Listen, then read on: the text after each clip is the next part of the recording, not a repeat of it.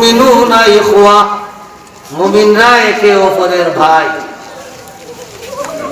হাদিস শরীফের মধ্যে আসছে লা ইউমিনু আহাদুকুম হাত্তা ইউহিব্বা লিআখিহি মা ইউহিব্বু। নামাজ পড়া শুরু হয় ওযু থেকে। হাদিস শরীফের মধ্যে আসছে বান্দায় ওযু করে, ওযু করলো, মুখ ধুইল, মুখের পানি তখন জইরা পড়ে সর্বশেষ ফুটার সাথে মুখের চেহারার সকল গুনাহ জইরা পড়ে। হাত ধুইয়া হাতের সর্বশেষ ফুটার সাথে দুই হাতের গুনাহ জইরা পড়ে। মাথা মাসের সাথে সাথে মাথার গুনাহ জইরা পড়ে। পাও দেওয়ার সাথে সাথে পাওয়ের গুনাহ জইরা পড়ে। আরেক হাদিসের মধ্যে আসছে বান্দায় যদি ওযুর শুরুতে বিসমিল্লাহ পড়ে তাহলে তার সারা শরীরের গুনাহ মাফ হইয়া যায় ওযুর দ্বারা। ওযুর শুরুতে বিসমিল্লাহ না কইলে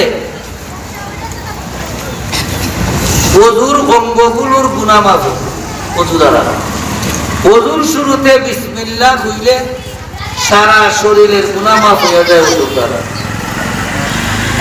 তাহলে নামাজের সূচনা ওযু। ওযু এমন ইবাদত যেটা দ্বারা গুনাহ মাফ হয়।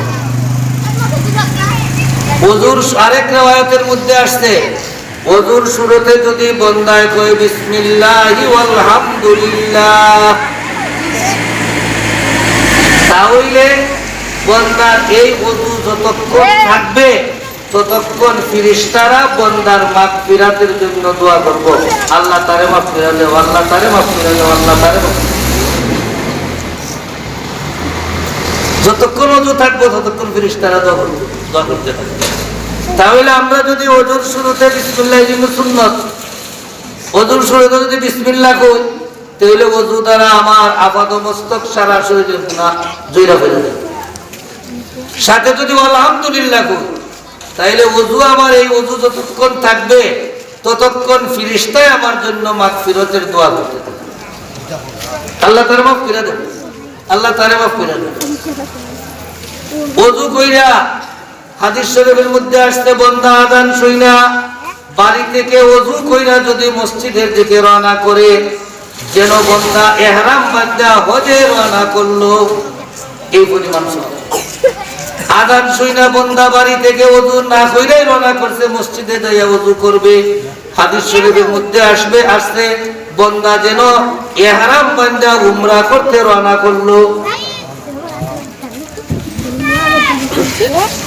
মসজিদে যাওয়ার পথে প্রতিটা খাইতে খাইতে গুনাহ মাফ হয়, নেকি লেখা হয়, গুনাহ মাফ হয়, নেকি লেখা হয়, গুনাহ মাফ হয়, নেকি লেখা হয়। নামাজের তো এস্টোরিয়া গেছে, নামাজের দ্বারা আল্লাহ গুনাহ মাফ করে। তাইলে ঈমান এমন একটা ইবাদত যে ইবাদতে গুনাহ মাফ হয়। ইকামতে সালাত এমন একটা ইবাদত যে ইবাদতে গুনাহ মাফ হয়। ঠিক তেমনি ভাবে এই ইবাদতগুলো দ্বারা মানুষের মধ্যে ভ্রাতৃত্বের বন্ধন সৃষ্টি হয়। ঈমান দ্বারা মানুষের মধ্যে ঈমানি ভ্রাতৃত্ব সৃষ্টি হয়, ঈমানি ভ্রাতৃত্ব সৃষ্টি হয়।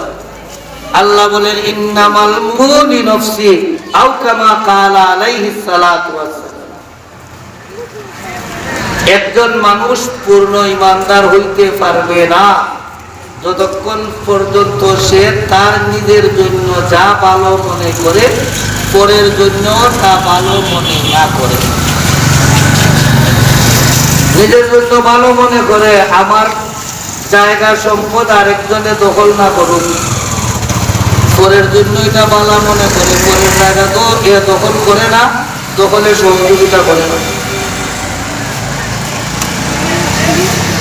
নিজের জন্য মনে করে আমার মান ইজ্জত রক্ষা হোক, মান ইজ্জত ক্ষুণ্ণ না হোক, আরেকজনের জন্য এটা ভালো মনে করে আরেকজনের মান ইজ্জতে মারে না, যে মারে তার সহযোগিতা করে।